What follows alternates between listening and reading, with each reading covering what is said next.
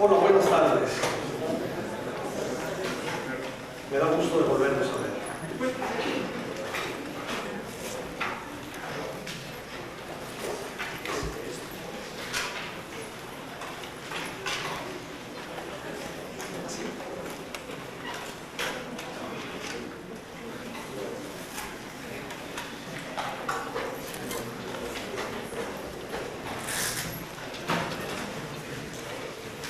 Bueno, antes de iniciar, yo quisiera comentarles que en este momento se está inaugurando aquí al lado, en el Núcleo, una exposición de Helen Escobedo. Helen es un personaje muy singular de nuestra cultura. Fue desde luego directora del propio Museo Universitario de Ciencias y Arte, cuando tenía un nombre coherente.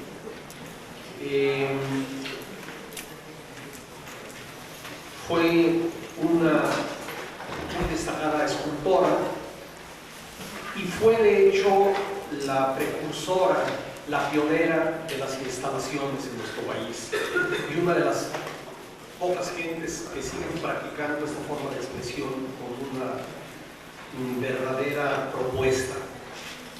Helen me pidió que los invitara a todos para que al terminar pasaran por su exposición y por eso se lo estoy transmitiendo. Creo que sin duda valdrá la pena. Además de que Helen fue coautora junto con el fotógrafo Paolo Gori de un libro muy extraño y verdaderamente un hallazgo que se llama Monumentos Mexicanos, Encuentros Insólitos, que se publicó primero en Nueva York y luego en México, y que da cuenta de una serie de atrocidades maravillosas que se han venido cometiendo y haciendo por todo el país, con carácter de monumentos, con un humor involuntario, en ocasiones realmente muy conmovedor, y que es un libro que a mí me parece casi indispensable. Como seguramente les pasa a ustedes, cada que uno habla o responde a algo por teléfono, siempre se queda diciendo, ¿por qué no dije tal cosa? Yo siempre me quedo con esa idea al terminar mis reuniones con ustedes, de las cosas que comenté hace 8 días. Hay dos que quisiera muy brevemente mencionar. La primera, creo que no enfaticé lo suficiente lo que yo entiendo por oficio. Puse el ejemplo del pintor de brocha gorda que no se chorrea la cara al pintar un techo. Pero creo que hay ejemplos mucho más descriptivos para decir lo que quiero en el asunto del oficio. Las puertas de las iglesias góticas son, tanto en planta como en sección, un cono, un embudo, con la abertura grande hacia afuera y la abertura pequeña hacia adentro, que es el paño donde están las hojas de la puerta propiamente dichas. Y estos dos laterales que se continúan del muro al techo de la puerta, en diagonal, están siempre complementados con esculturas de santos y de ángeles, es decir, con figuras de la iglesia triunfante. Fíjense ustedes qué manera tan inteligente de mostrar una propuesta no teológica, sino arquitectónica.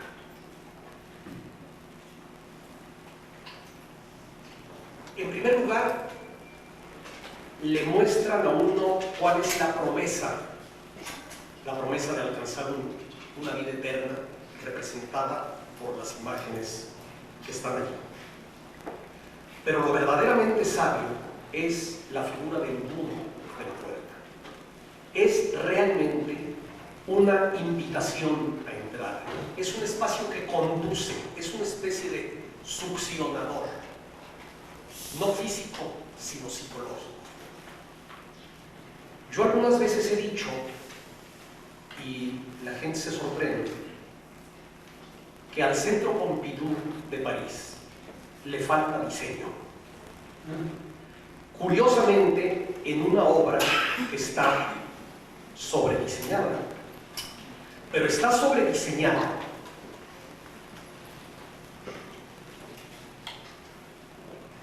déjenme hacer, igual que he hecho en otras ocasiones, una anotacioncita de algo que se me acaba de ocurrir, no sé. Está sobrediseñado desde un punto de vista, podemos decir el adjetivo que queramos, industrial, técnico, constructivo, lo que ustedes quieran, pero no espacial. En realidad se trata de espacios que no compelen, para usar la palabra que usé hace 8 días, que no empujan a realizar en ellos ninguna función. Son espacios absolutamente neutros, estáticos, que no participan, que no invitan a nada. En una enorme pared llena de tubos, de alambres, de colores, de repente hay un agujero, y ese agujero es la puerta. Y hay que encontrar en ese agujero. No hay ningún recurso espacial que nos diga por aquí hay que entrar. Por allá se continúa un recorrido. No hay ningún elemento que acompañe con el diseño este movimiento del usuario al que tanto me referí hace 8 días. Quiero repetir algo que dije. Puesto que las sombras son reales, puesto que el movimiento es real, las sombras y el movimiento son parte del proyecto, son cosas que se proyectan. Contrasto esta neutralidad, esta falta de diseño arquitectónico, pretendidamente y fallidamente compensada por un exceso de diseño de otra índole, del Centro Pompidou, con la sabiduría del diseño de los ingresos góticos. Otro ejemplo, creo que muy claro, de qué entiendo por oficio. En la Casa Batlló de Gaudí, por cierto, no tengo la menor duda en proclamar a Gaudí como el más grande arquitecto del siglo XX. No tengo ni la más leve duda. En la Casa Batlló hay un pequeño patio. Debe tener unos 5 pisos de altura. Y en este patiecito, de un lado son apartamentos, de un lado está la cocina, de otro lado está la estancia y del otro lado está una recámara.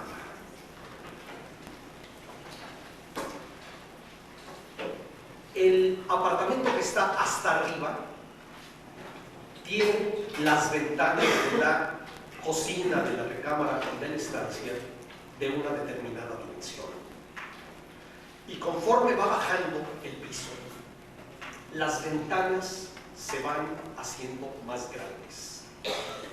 Y el recubrimiento del patio, que es de cerámica azul, colocada a 45 grados, seguramente lo recordarán, el recubrimiento de este patio, que en la parte de arriba es casi azul marino, conforme va bajando se aclara, hasta que a nivel de la calle es casi blanco. Esta combinación de ventanas que crecen con muros que reflejan más la luz al aclararse, hacen que la estancia de hasta arriba, que está más cerca de la luz, tenga el mismo nivel de iluminación que la que está hasta abajo. Esto es el oficio de un arquitecto. En el caso del ejemplo gótico es saber proyectar el movimiento. En el segundo ejemplo es saber proyectar la luz. Justamente los dos elementos centrales de la concepción arquitectónica de los que hablé hace 8 días. También hablé de la imposibilidad de transmitir las obras de arquitectura mediante la fotografía.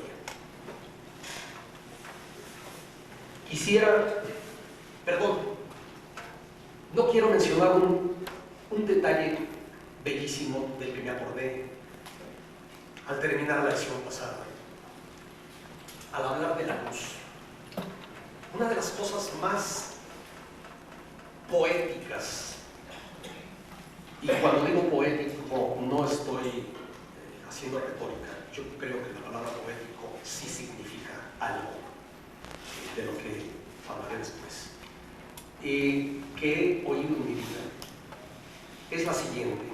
Cuando Luis Barragán estaba haciendo el fraccionamiento de los clubes y la casa Egelstrom en las Caballerizas San Cristóbal, un día fui con él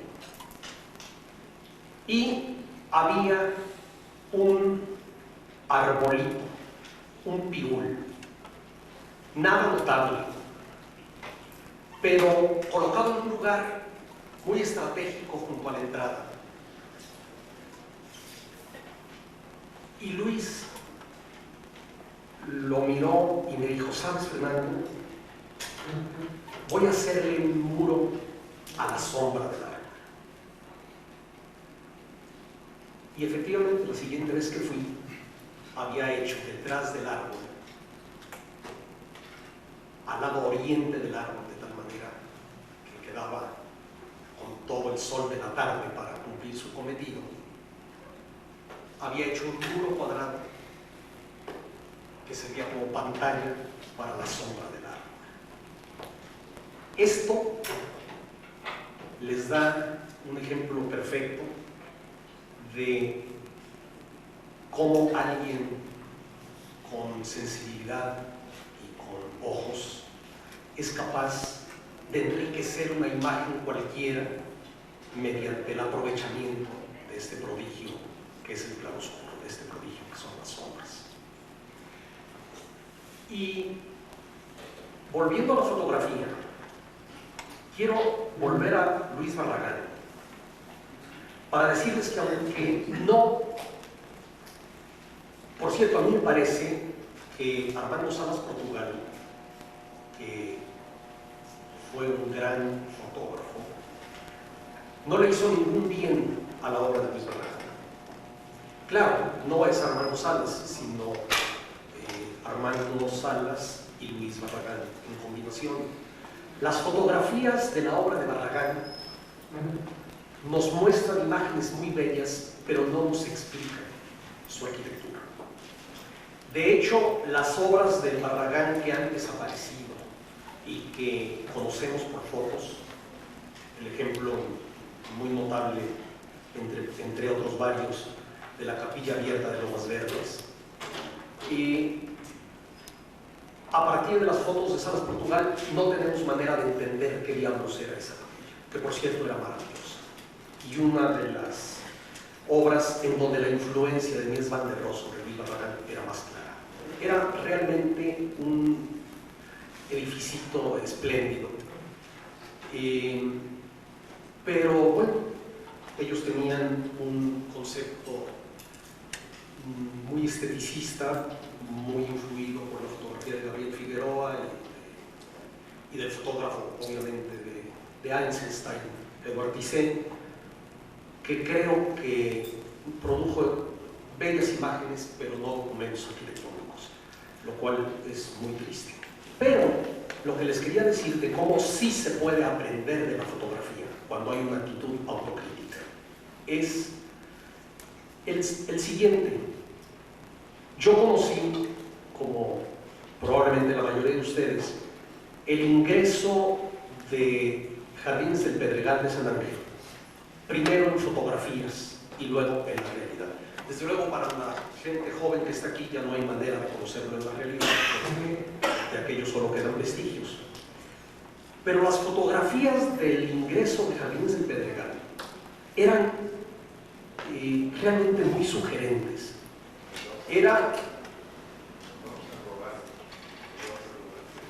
Perdón, ¿me esperan un instante? Pido perdón un segundo.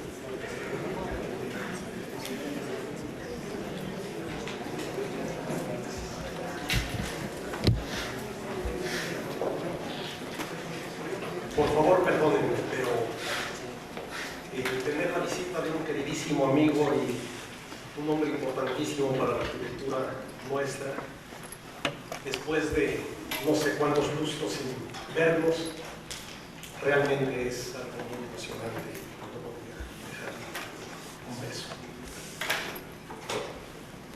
Volviendo a lo que estaba, les decía que las fotografías de Salas Portugal del ingreso a Jardines del Pedregal mostraban una obra muy emocionante. De repente llegaba uno al sitio y la imagen era absolutamente decepcionante. Y se daba uno cuenta, en primer lugar, que el blanco y negro les hacía un gran favor. Y que las rejas que en las fotografías parecían blancas y elegantísimas, combinando de una manera muy fuerte con los peñascos negros, en realidad estaban pintadas de un color naranja fosforescente, de una vulgaridad absolutamente ajena a Luis Barragán. Algo totalmente incomprensible. Pero lo más sorprendente era que uno se daba cuenta de que Salas Portugal había tomado las fotos tirado de panza en el suelo y que la serpiente de Matías Goeritz, el animal herido de Goeritz, que en las fotografías parecía de 3 metros de altura, en realidad tenía la altura de una banca.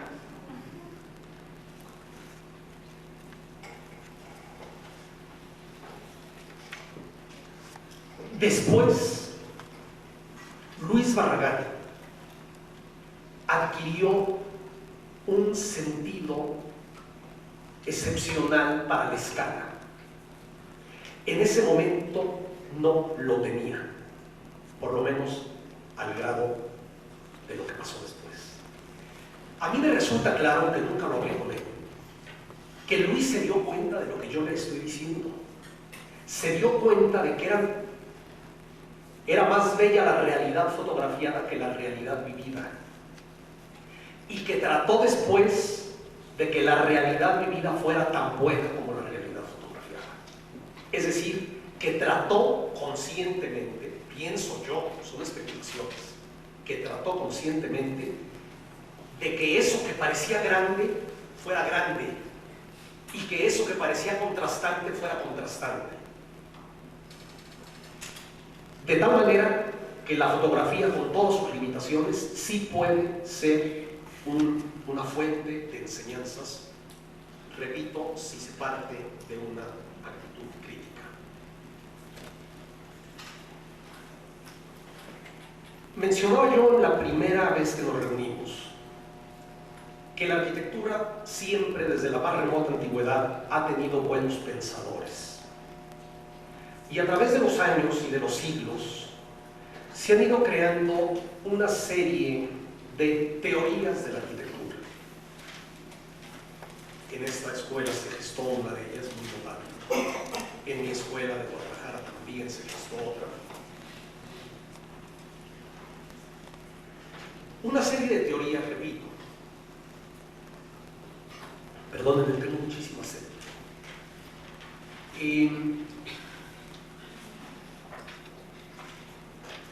Con las cuales puede uno estar o no de acuerdo, o estar de acuerdo en determinado grado.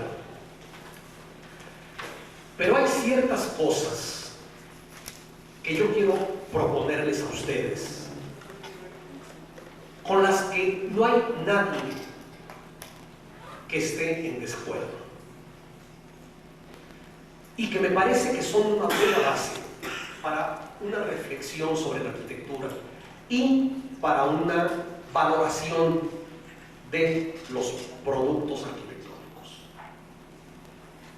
Todo el mundo está de acuerdo con que es mejor lo verdadero que lo falso. Todo el mundo está de acuerdo con que es mejor lo justo que lo injusto. Y todo el mundo está de acuerdo en que es mejor lo bello que lo no bello.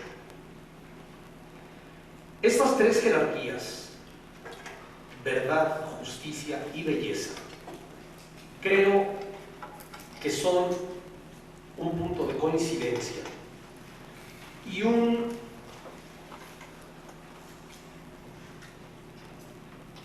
requisito para una arquitectura válida. ¿Qué entiendo por cada una de esas palabras? ¿Qué pienso que es la verdad en arquitectura? La primera verdad que la arquitectura debe expresar, reflejar, es su autor.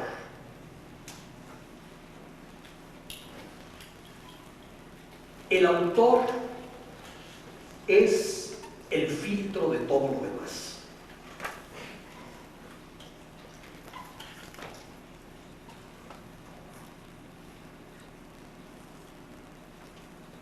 Ortega y Gasset decía: yo soy yo y mis circunstancias.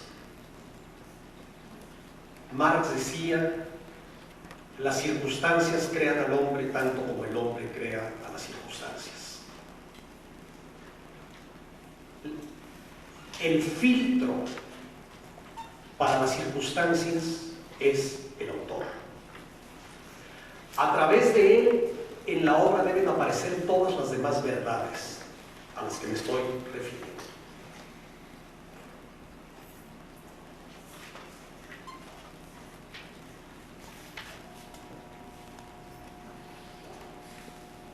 No voy a profundizar mucho en esto porque va a estar implícito en todo lo que voy a decir y voy a estar volviendo y volviendo sobre esto. Otra verdad de la que también hablaré la semana próxima es la época. La arquitectura debe reflejar con toda claridad el momento en el que está siendo construida. El momento con todas sus características. cuales también me referiré después. Aunque también será más bien tema de la próxima reunión con ustedes, debo decir que al decir que debe reflejar el tiempo, me estoy refiriendo, entre otras cosas, a la tecnología. Pero la tecnología es una de las grandes trampas en las que con frecuencia caen los arquitectos. Las tecnologías son eternas. No hay mejores o peores, sino más adecuadas o más inadecuadas. Octavio Paz, que en este terreno, como en tantos otros, nos dio muchísimas luces, escribió un texto impugnando los criterios de las Naciones Unidas para evaluar el nivel de desarrollo de los países o de las sociedades. Y tomaba un ejemplo que me parece clarísimo. Decía: las Naciones Unidas hacen una encuesta de si la gente usa zapatos o usa huaraches o anda descalza. Y le parece que usar zapatos es un signo de progreso por encima de los huaraches y estos por encima de lo descalzo. Y eso es una estupidez, porque hay infinidad de climas o infinidad de oficios para los cuales los huaraches son infinitamente mejores que los zapatos. Y para una gente que trabaja en los arrozales del sureste de Asia, la forma más sensata, razonable, inteligente de moverse es descalza. Hay que tener mucho cuidado con esos falsos señuelos. Insisto, esto será tema de otra de estas pláticas. Pero hay que tener mucho cuidado con esto. En una ocasión, pasé varios días en la isla Tiburón, en el Golfo de California. Y conocí un poblado de los indígenas Seris en Punta Chueca, Sonora. Luis Echeverría había mandado hacer unas casas para los Seris, las cuales eran utilizadas como bodega. Y los indígenas seguían viviendo en sus casas tradicionales hechas de varas de ocotillo. Porque, sin duda alguna, para su clima, las casas de ocotillo eran infinitamente mejor que las de ladrillo y cemento. O bien las casas de planta rectangular con dos semicírculos adosados que usan los indígenas de Yucatán, que tienen el material perfecto para sus condiciones y las medidas perfectas para sus hamacas, que como ustedes saben, una hamaca debe tener la triple de longitud que el usuario, debe tener una catenaria cómoda, y en aquellas zonas un porcentaje elevadísimo que ustedes no pueden imaginarse de la gente de campo y de la ciudad duerme en hamacas. Y llegan las casas del Infonavit con las habitaciones dimensionadas para las camas y no hay manera de dormir en hamacas.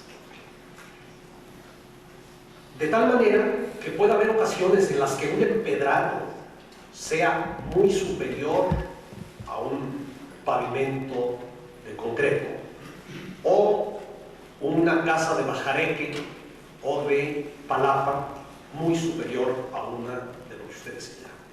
Entonces, simplemente para hablar de que la verdad de la época en la que se construye una obra tiene que ver con todas las condiciones, pero no descalifica a las técnicas y materiales tradicionales, sino que al contrario, debieran valorarlos. Obviamente, la arquitectura debe reflejar la verdad a la que me estoy refiriendo, el clima. Debe reflejar la orientación astronómica. De esto ya hablé un poco la vez pasada. Una fachada al norte y una fachada al poniente son diferentes porque yo decía la vez pasada que a distinta luz debería corresponder distinta arquitectura. Y las distintas orientaciones tienen distinta luz.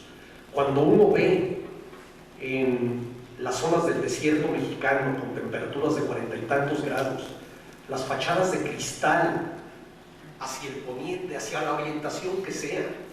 Miren ustedes, Mies van der Rohe, en sus obras pioneras de Berlín, propuso las fachadas integrales de cristal. Parecía, porque toda esa simplificación era luego contradicha por los aditamentos técnicos y mecánicos para contrarrestarla.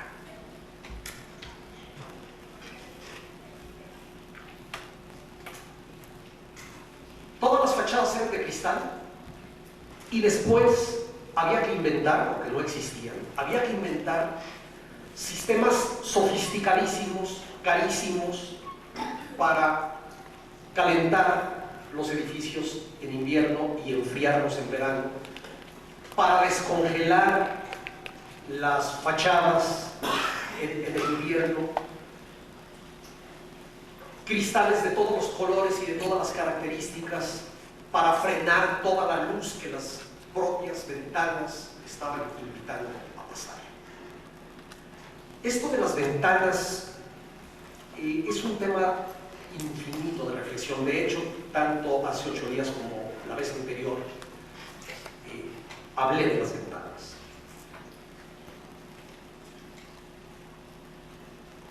Fíjense ustedes, suponiendo, cosa que yo no creo, bueno, desde luego, volviendo al espacio, tema de la vez pasada,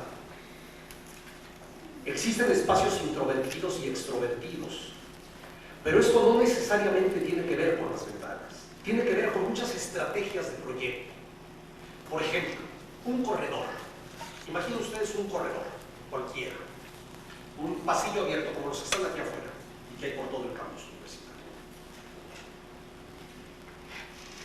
Imaginen ustedes 3 corredores de la misma dimensión, de la misma altura, del mismo ancho, uno con columnas en pares cada derecho, columnas, columnas, columnas. Otro con una columna aquí y otra aquí, otra acá, es decir, en zigzag, en tresbolillo, como se le llama.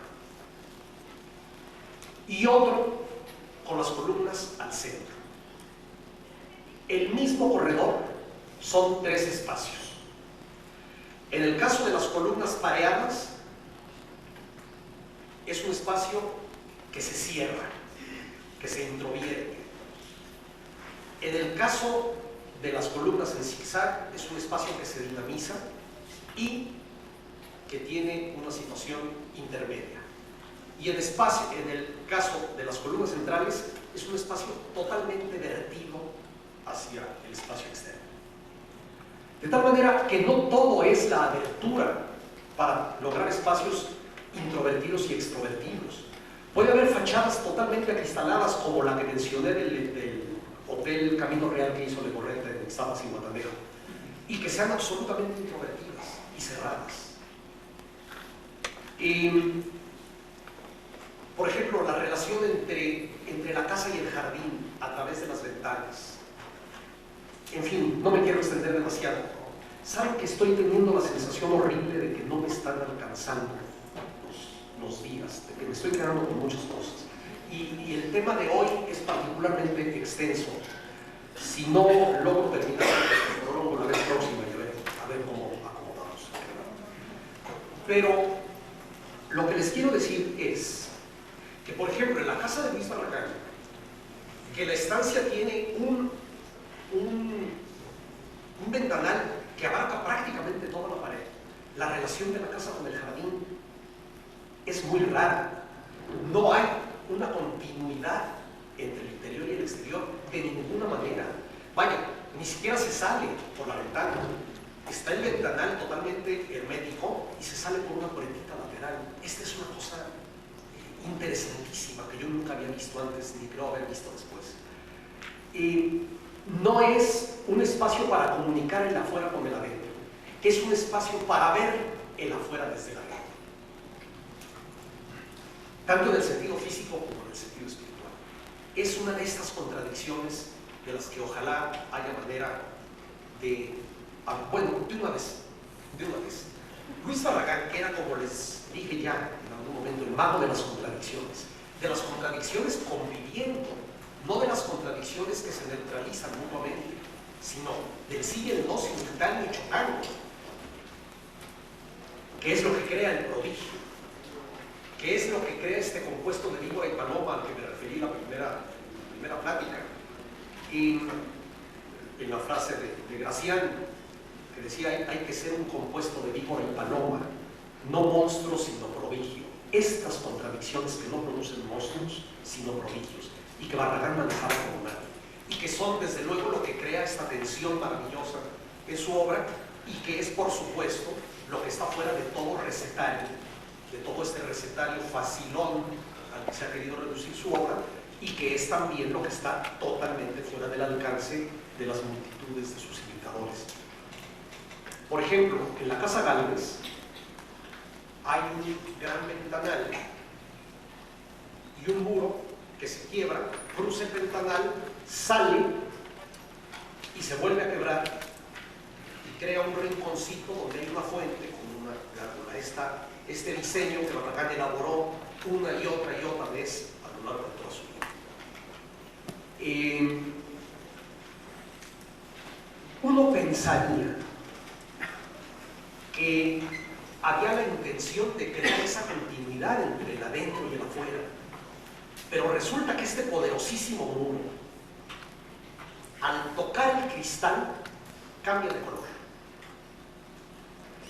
O en la misma Casa Gálvez, en la fachada del otro lado, hay un muro que da la vuelta y hay una marquesinita delgada en escuadra. Y ese muro continúa con el mismo color por debajo de la marquesina y cambia de color por encima de la marquesina. Si uno ve las fotografías de Barragán en blanco y negro, o si uno ve los planos de Luis Barragán, da la impresión de ser una arquitectura de volúmenes. Pero luego aparece el color, y el color establece una de las más geniales contradicciones, porque ahora ya se ha vuelto un lugar común que mucha gente emplea en la arquitectura mexicana, de cambiar el color en las aristas. Digamos que si este es un volumen, esto está pintado de un color y esto está pintado de otro. Esto es un recurso absolutamente original de Barragán. Hasta donde sé, no había sido nunca empleado antes en la arquitectura contemporánea. Nunca. Y entonces, lo que en fotografías de blanco y negro o en planos aparece como un volumen, en realidad pierde todo peso y se convierte en planos sin peso, sin gravidez, unidos uno tras el otro. A mí esto, a la gente que está parada atrás, les comento que hay muchos lugares acá adelante y si quieren pasar no nos interrumpen, por favor. En fin, como siempre, propongo un tema y después me decido. Entonces, vuelvo a repetir, la verdad de la arquitectura, reflejar el lugar, reflejar las orientaciones astronómicas. ¿Se acuerdan que hace dos reuniones les hablé del padre y de la madre de la arquitectura. Del padre, arquitecto creador, de la madre, tierra, y de la necesidad de fecundarse mutuamente, de reflejar quién es el padre y quién es la madre. Esta es otra de las verdades y es justamente a lo que me estoy refiriendo. La arquitectura debe tener también eso que a algunos arquitectos actuales les suena como una antigualla despreciable, como les suena antigualla despreciable y el pensar que hay recursos arquitectónicos para resolver las orientaciones. Si uno dice que para resolver las orientaciones va a plantar un árbol, suena arcaico. Lo moderno, es decir, voy a resolver las orientaciones con un equipo de aire acondicionado. Qué cosa monstruosa, fíjense. Esta es la pérdida del oficio. No sabemos abrir una ventana, no sabemos poner una marquesina, no sabemos usar los parteluces, no sabemos usar los cuerpos de agua, no sabemos usar las corrientes de aire. Hasta la palabra chiflón ya está olvidándose. Este es el oficio de la arquitectura. Los materiales aislantes, los materiales reflejantes. Esto es el oficio. La arquitectura debe reflejar la función. Debe tener carácter. Esta es la palabra anticuada a los ojos de tantos. Debe tener carácter. Una iglesia debe parecer iglesia, un burdel debe parecer burdel. Esto a algunas gentes les parece absolutamente deleznable. Todo debe servir para todo. Ciertamente una de las grandezas de la arquitectura es su capacidad de cambiar de uso. Pero esta capacidad de usos múltiples tiene límites, eso es claro. Y también me parece claro que se están forzando las cosas más allá de lo conveniente.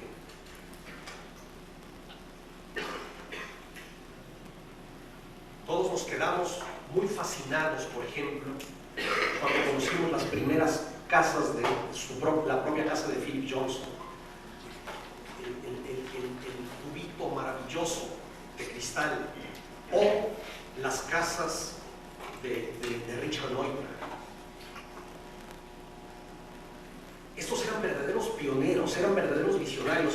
Cuando pensamos que Richard Neutra inventó por primera vez en la historia las puertas corredizas, y uno piensa pues, que existieron siempre. Pues claro, existieron siempre con los japoneses, hacían puertas corredizas de papel, pero en la arquitectura contemporánea fue un hallazgo. Pero hay que ver en qué contexto estaba. Hay que ver cómo se relacionaban con un bosque que las sombreaba, que las volvía una especie de refugio íntimo. Y luego vemos los ecos que esas obras maravillosas tuvieron en la arquitectura de México, que son realmente para llorar. La falta de criterio, el renunciar a la inteligencia y el renunciar a mirar al cliente, a saber cómo se va a sentir una persona real, achicharrándose de calor, en fin. Las formas diferenciadas. Miren ustedes, la naturaleza compone por adición. Todos los seres vivos, es muy curiosa, es muy emocionante las continuidades que hay entre todos los seres vivos. A lo largo de los casi 4.500 millones de años que tiene la vida de existir sobre la Tierra, han existido varios eventos de extinciones masivas. En uno de ellos se calcula que más del 98% de todas las especies animales y vegetales de la Tierra desaparecieron. Y la vida ha reiniciado su marcha y se ha diversificado otra vez. Y es muy interesante ver cómo ha habido cosas que no han cambiado, a pesar de que prácticamente ha partido de cero. De hecho, existe ya una rama especulativa de la biología que trata de imaginar no con fines de pura especulación, sino con otros, cómo puede ser la vida fuera de la Tierra. Y la mayoría de los cosmobiólogos han llegado a la conclusión de que debe tener muchos elementos en común con la vida sobre la Tierra, justamente por estos eventos en los que, partiendo casi de cero, se han repetido los mismos fenómenos. Todos los seres vivos han tenido siempre, hablando de los animales, ya no de las plantas, han tenido un sistema nervioso concentrado en la parte delantera del cuerpo y han tenido un sistema excretor en la parte posterior. Y se ha diferenciado en lo que vino a ser una cabeza, lo que vino a ser un tronco, lo que vino a ser las extremidades. Cada una con su función perfectamente diferenciada. En la arquitectura, los intentos de indiferenciar las distintas funciones a mí me parecen terriblemente empobrecedores. Me parece justamente que está en esta verdad que refleje las funciones tan infinitamente diversas de la arquitectura, una de sus fuentes mayores de riqueza. Y justamente a mí la arquitectura que más me interesan todas las que tienen calidad, pero la que más me emociona es aquella compuesta también por adición, por juntar una cabeza que piensa con unos brazos que cogen, con unas piernas que marchan, con un cuerpo que etc. Y insisto, este simple reflejo de una verdad funcional, un reflejo natural. Fíjense cuántas veces, creo que no ha habido una sola de las pláticas en las que no haya mencionado la naturalidad. Yo creo que la naturalidad es algo absolutamente central para cualquier persona y para cualquier forma de expresión artística. Lo forzado, lo ficticio, la sofisticación llevada a extremos de pedantería, me parece que nunca resulta bien. Entonces, diferenciar las funciones es una forma de decir la verdad, y a mí en mi casa de chiquito me enseñaron que no hay que echar mentiras.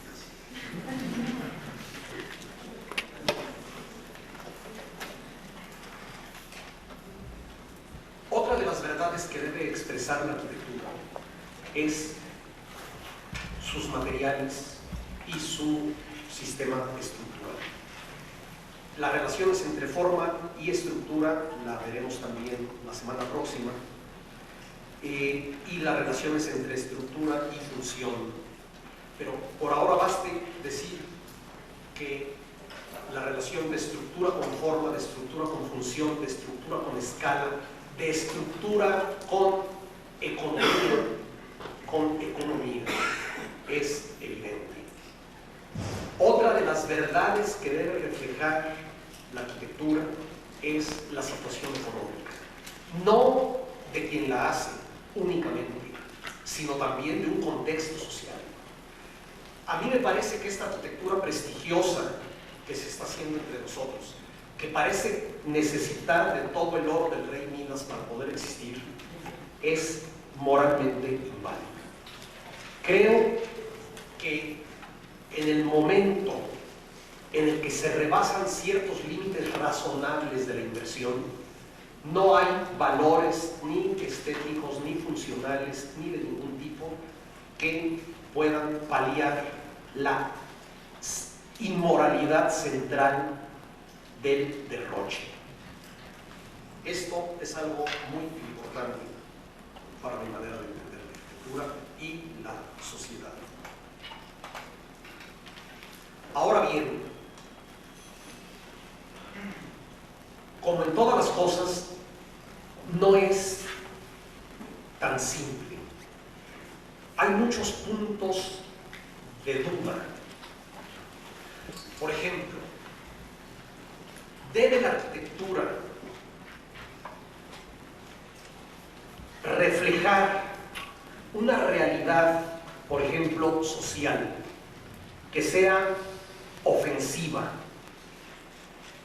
¿O por lo contrario debe tratar de modificarla? En sociología se habla de planes indicativos y de planes compulsivos. En los primeros se le dice a la gente: yo te sugiero que hagas tal cosa. en los segundos se le dice, ¿sabes qué? Tienes que hacer tal cosa. La arquitectura debe ser indicativa o debe ser compulsiva. ¿Cuándo puede ser válido ser compulsivo? Yo les confieso que no tengo respuesta.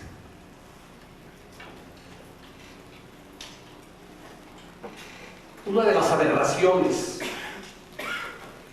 de la cultura hindú, que tiene tantas maravillas, es el sistema de castas.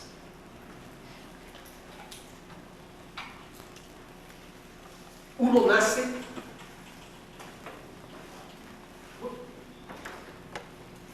en grados atenuados. Este sistema de castas existe en muchas otras formas de organización política. A mí me resulta repugnante el sistema monárquico, porque me parece repugnante que alguien nazca con derecho de ser rey, que alguien nazca con un derecho heredado para gobernar a los demás, sin que estos demás tengan nada que decir al respecto.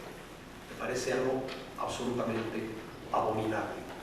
Y el sistema de castas de la India me parece igualmente repugnante e inaceptable. Una gente nace para ser brahman y puede ser un retrasado mental. Bueno, la historia está llena de gentes físicamente retrasadas mentales, es decir, incapacitadas cerebralmente, que han sido reyes. La estatua del caballito que está enfrente del lunario es un monumento a un rey idiota, idiota físicamente.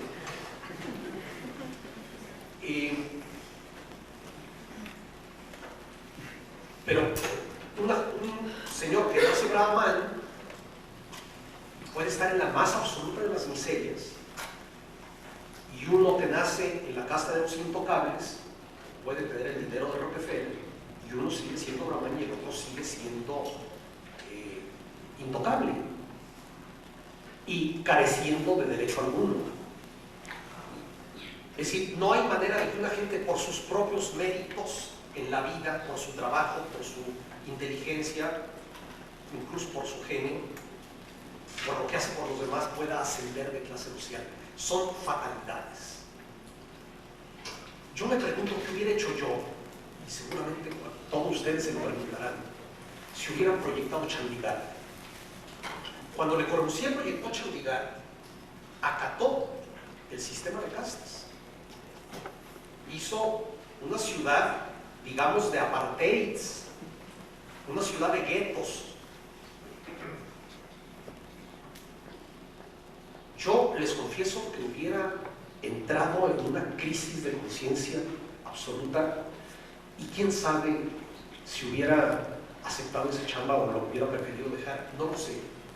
Pero realmente, cuando la arquitectura debe dejar de decir la verdad y debe luchar por transformar la realidad, siempre decir, porque tenemos siempre que aceptar la realidad, incluso para transformarla. Los grandes revolucionarios que han querido cambiar el mundo han partido de saber cómo es la realidad. La realidad es muy pesada. Si uno no sabe que existe y actúa de acuerdo con ella, lo hace pedazos a uno. Hay, por supuesto, que nuestras realidades tienen una infinidad de cosas que no pueden seguirse sosteniendo, que deben modificarse. Pero hay que empezar por saberla, por hacer un buen diagnóstico de la realidad, no por negarla. Y los arquitectos, por ejemplo, que hacen esta arquitectura multimillonaria, o muchos otros de los que hablaremos después, parten de una negación de la realidad. Los que no toman en consideración el clima, los que no toman en consideración todo lo que he venido diciendo, niegan la realidad.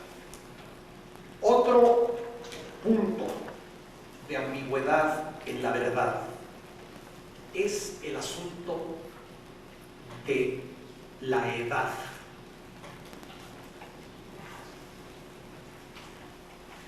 Parecería lógico parecería parte de esta verdad el que los edificios representen la edad que tienen. Luis Barragán en una ocasión me dijo que él no usaba materiales que no envejecieran. Para él era muy importante que los edificios envejecieran. Era parte de su postura ante la arquitectura. Quiero que mis edificios se hagan viejos como una persona.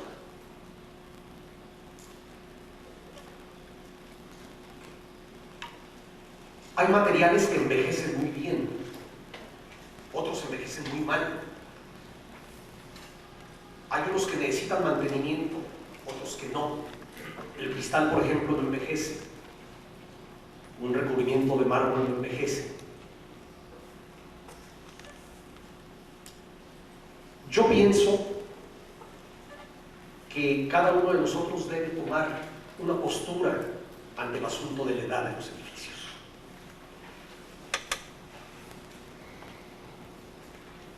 A mí no deja de parecerme noble la imagen de una viejecita con el pelo blanco.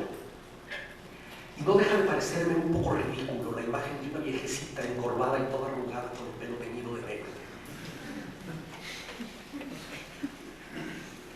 Se los dejo para que cada quien asuma su propia postura ante cómo quieren que sea su arquitectura. Y esto del envejecimiento, un terreno en el que se refleja de una forma en la que se necesita una definición más clara, es en el de la restauración. Yo no estoy de acuerdo con que los restauradores dejen los edificios como nuevos. No me gusta la restauración del convento de Santo Domingo en Oaxaca. No me gusta. No me gusta que el oro brille tanto. No me gusta que los aplanados estén tan relucientes y la pintura tan limpia. No me gusta que estemos viendo ahora la misma imagen que tuvieron los frailes que la construyeron hace 4 siglos al día siguiente de que lo terminaron. No me gusta. Me parece que ese edificio no está diciendo la verdad acerca de los siglos que han transcurrido. Seguramente hay muchos otros terrenos en los que la verdad debe manifestarse en la arquitectura. Pero luego viene la justicia. ¿Qué diablos es la justicia de la arquitectura? Por seguir con lo que ya dije, un acto de justicia es el que se refiere a la economía. Los arquitectos ni tenemos derecho a pedirle a un cliente que gaste más de lo necesario. Al decir lo necesario no me refiero a lo elemental. No. Hay cosas en las que hay que gastar. Hay que gastar en la belleza. Hay que gastar en la armonía con la ciudad. Hay que gastar en la armonía de la ciudad. Hay que gastar en ello. Pero esos no son gastos suntuarios. Esos no son gastos superfluos. La belleza es un artículo de primera necesidad, como las tortillas y los frijoles. Solo en un mundo bello se puede vivir de una manera plena, y la vida plena es la aspiración de todo ser humano, y la arquitectura es un factor para esto. Pero eso es justamente algo que no. Ni se le puede pedir a un cliente que gaste más de lo necesario, ni se le puede pedir a una sociedad que gaste más de lo necesario. De tal manera que cuando se caen en estos excesos tan comunes últimamente, cuando se levantan estos edificios que tienen la función de ser monumentos al poder, les voy a decir una cosa: ninguna perversión es peor que el poder. Ninguna. Casi es la única perversión verdaderamente perversa. Generalmente las perversiones son maravillosas, pero el poder no. Y no ha nacido una persona capaz de resistir la enajenación del poder. Y me refiero a cualquier poder: al poder político, al poder económico, al poder religioso, al poder cultural, a la opción de poder decidir la vida de los demás. Eso es el poder. Y eso es monstruoso. Por supuesto que por el momento no tenemos un sistema mejor que la democracia. Un sistema absolutamente imperfecto. Simplemente, si seguimos aquella máxima de por sus obras los conoceréis, vamos viendo cuáles son las obras de la democracia y vamos conociéndola a través de las obras, de sus obras. Nadie duda de que a Fujimori lo eligieron democráticamente, nadie duda de que a, ¿cómo se llama el que acaba de salir de Argentina? A Menem lo eligieron democráticamente, y al payasito aquel que bailaba en Ecuador, Bucaram, por supuesto que lo eligieron democráticamente, y en sus momentos de gloria, el 99.99% de los alemanes adoraban a Hitler, y el 99.99% de los soviéticos adoraban a Stalin.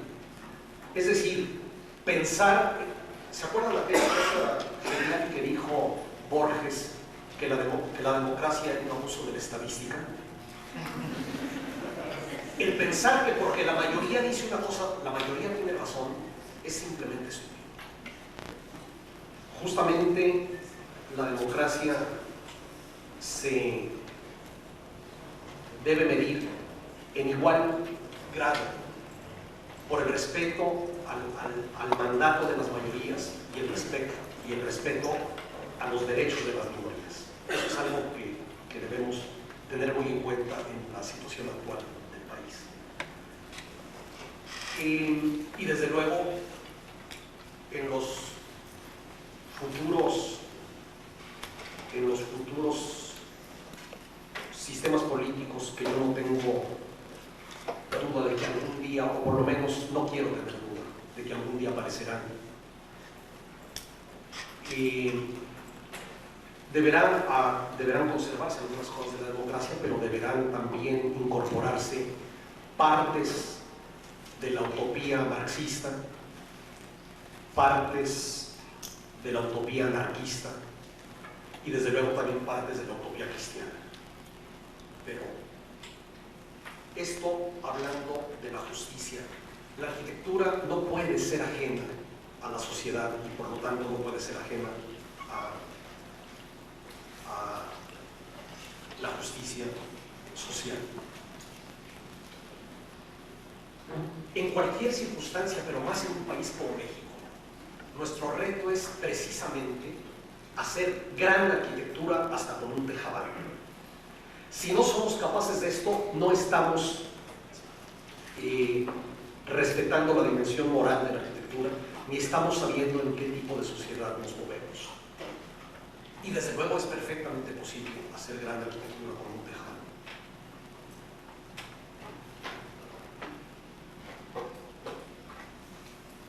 Tampoco es justo cuando se fuerzan a los constructores a hacer piruetas con una estructura mal diseñada.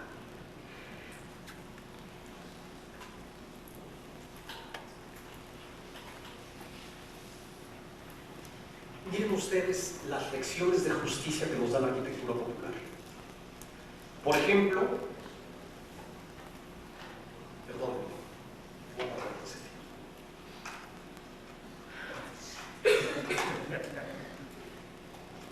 Creo que sí. Sí. Por ejemplo, miren ustedes la lección de justicia que nos da Tlacotalpan, cuando a lo largo de todas sus calles crea pórticos para que la gente pueda caminar bajo techo en un lugar en el que llueve todos los días. Cuando yo conocí Tlacotalpan, la mayor parte de las calles eran de pasto. Había piedras por las que marcaban huellas sobre las que circulaban los coches y el resto era pasto. Esto es una manera de entender, vuelvo a la expresión latina que he repetido también creo en todas las pláticas, el genio del lugar. Es una manera de aprovechar el clima, de aprovechar la naturaleza, de crear una identidad. Ese será el tema de la próxima semana. Ni cuando un edificio no funciona bien, Un edificio que no funciona es tan injusto para sus usuarios. En ese sentido, sin ser plenamente consciente y sin haberlo logrado del todo, el funcionalismo, el racionalismo, fue una gran cruzada por la justicia. Desde luego, un edificio no solo es justo con sus usuarios interiores. Ya les comenté en otra ocasión que la arquitectura tiene una doble dimensión: la que está de la fachada para adentro, que es a lo que solemos llamar arquitectura, y la que está de la fachada para afuera, que es a lo que solemos llamar urbanismo. En este sentido, cualquier edificio tiene que ser justo con la ciudad de la que es una pieza. Un edificio que quebranta la armonía o la función de la ciudad. Miren ustedes, los particulares, sean del tipo que sean, los particulares siempre tienen el gravísimo peligro de cometer injusticias, de actuar en forma egoísta. Para eso deberían estar las autoridades. Pero entre nosotros las autoridades no tienen estrategias. Esto es un asunto del que voy a hablar en otra ocasión. Pero, por ejemplo,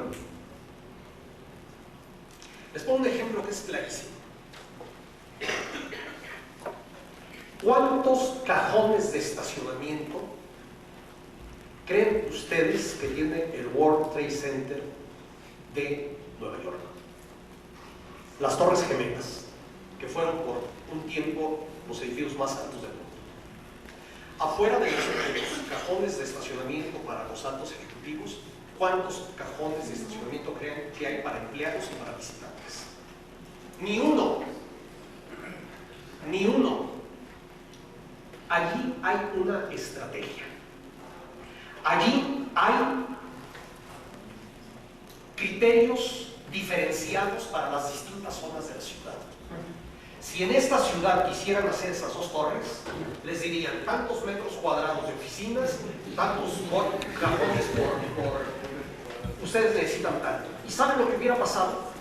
Que toda la punta de Nueva York se hubiera aniquilado, porque los coches no hubieran cabido en las calles. En cambio, se hacen líneas del metro, se hacen estaciones del metro para que los visitantes lleguen como deben llegar. Eso es, de nuevo me estoy cambiando de tema, pero así es la vida.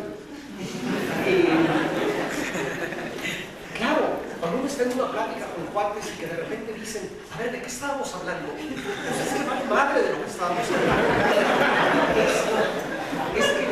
Ese es el frijolito al que me he referido.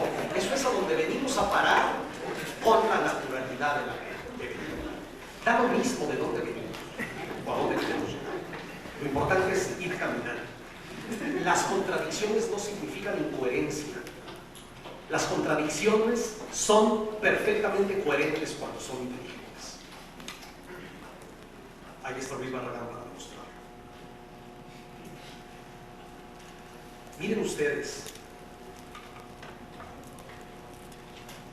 en la vivienda popular, en la vivienda, en las casas mínimas que se llaman,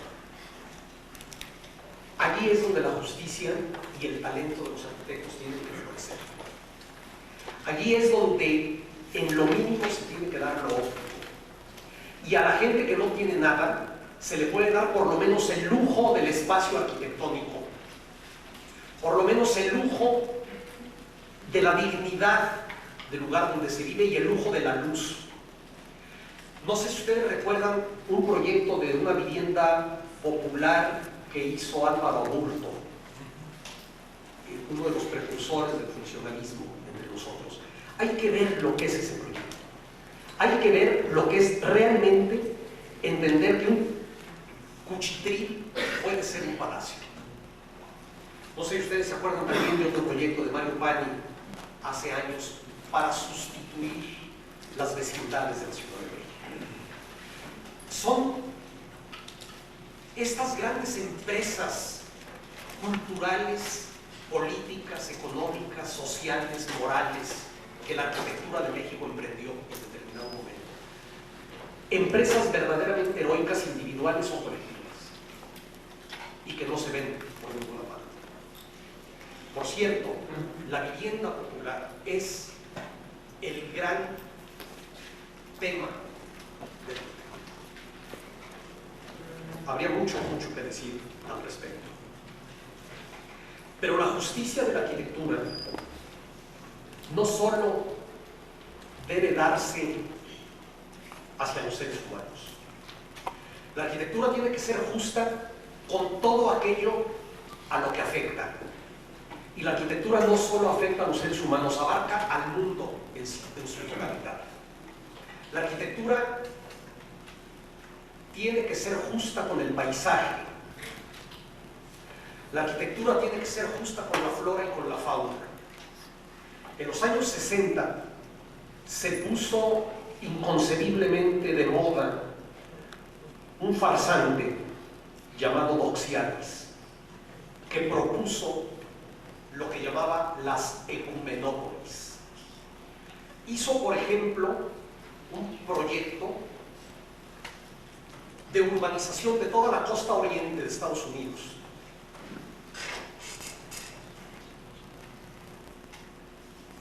Y proponía proyectos aberrantes de cubrir la tierra con redes de ciudades, para los cuales proyectos no existía ni la migración de los animales, ni la necesidad de las distintas poblaciones de interrelacionarse para tener un flujo genético que las hiciera tener posibilidades de supervivencia, ni la preservación de los hábitats excepcionales, ni de los paisajes. Es decir, la arquitectura no solo ha desaprovechado y ha despreciado los recursos que le brinda la naturaleza, sino que por lo general se ha comportado como una verdadera depredadora.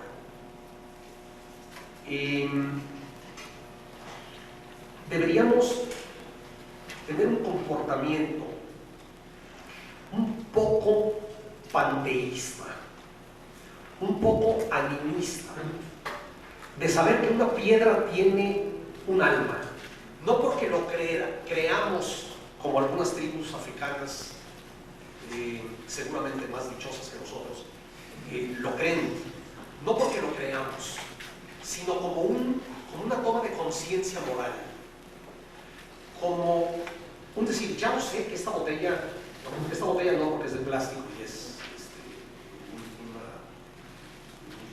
un elemento hecho por nosotros. Me refiero a los elementos hechos por la naturaleza. Ya no sé que esta piedra no tiene alma, pero la respeto. Tiene, y más aún en el caso de la flora y de la fauna. Los seres vivos tienen tanto derecho como nosotros a existir, en forma totalmente independiente a si nos benefician o no. Ellos por sí solos tienen un derecho a la vida y nosotros una obligación de respetar esa vida y el medio ambiente en el que se desarrolla.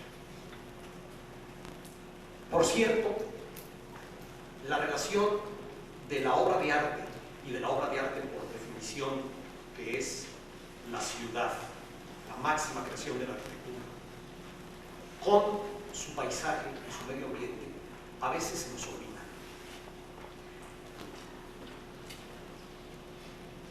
Queremos preservar la ciudad de Pátzcuaro y nos da lo mismo si se seca el árbol. Queremos preservar las ruinas de Palenque y nos da lo mismo si está en la selva o no. Las guacamayas y los tucanes parados en la torre del Palacio de Palenque son parte de la ciudad. La ciudad nació para sus árboles y nació para sus pájaros.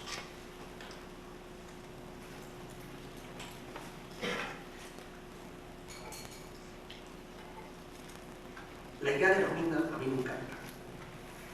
Estos grabados de los viajeros del siglo XIX que venían a México y que dibujaban las pirámides cubiertas por los árboles. Yo las primeras fotografías que vi, por ejemplo, de Angkor en Camboya, los templos estos con las caras de Buda por todas partes, y cubiertas por las raíces de los árboles. Eso es parte de la verdad. Eso es parte de la verdad. Y estuve esperando a que hubiera un huequito en la guerra de los Gemeres Rojos de Camboya para poder ir. Y llegué a Phnom Penh, la ciudad más, no sé qué palabra usar, más escalofriante que ustedes se puedan imaginar, llena de gentes mutiladas por las minas, llena de leprosos, en unos niveles de miseria inimaginables. Y alquilé una avionetita para volar de Phnom Penh a Siem Reap, que es el pueblo más cercano a las ruinas de Angkor Thom y de Angkor Wat. Y durante las 2 horas que duró el vuelo en la avioneta, siempre volamos sobre campos devastados, en los que no quedaba ni un árbol. Y luego llegué a Siem Reap y alquilé una bicicleta para ir a Angkor. Y esa selva que yo había visto en las fotos no existía más. No existían elefantes.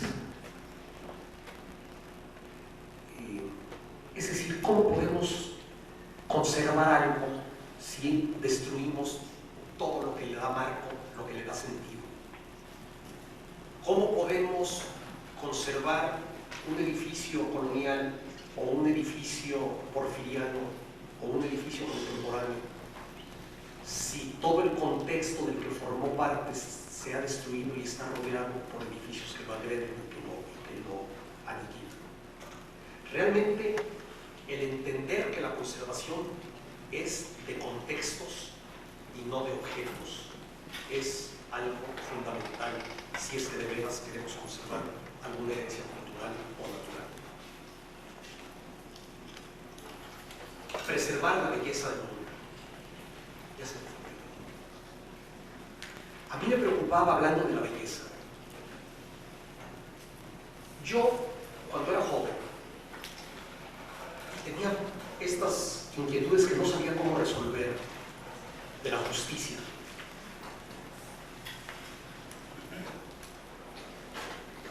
Nunca creí realmente en el marxismo. Siempre me molestó de él la omnipresencia del Estado y la omnipresencia de la economía y la glorificación del trabajo. Pero me atraía muchísimo la justicia que preguntaba y que creo, como dije antes, que es parte de la utopía social a futuro que tenemos que pretender alcanzar. En ese momento todavía, aunque ya muy disminuida, todavía los postulados del muralismo mexicano, de poner el arte al servicio de las grandes metas sociales, estaba vigente y yo creía en ella y sigo creyéndolo. Y en una ocasión que comí en la casa de Siqueiros en Cuernavaca, yo tuve una cercana relación con Siqueiros. Le dije, a ver, maestro, ¿cómo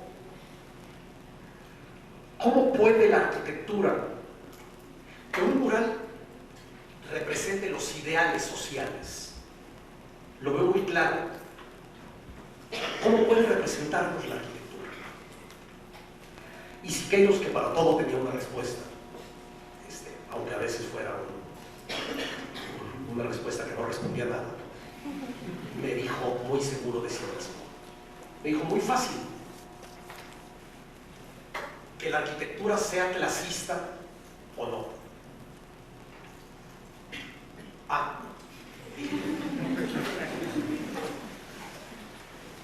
Sigo diciendo ¿cómo se hace eso? Bueno, faltan 25 para las 8. Mi tema de hoy era verdad, justicia y belleza. No llegué a belleza. Lo dejamos para la próxima. Muchísimas gracias. Adiós.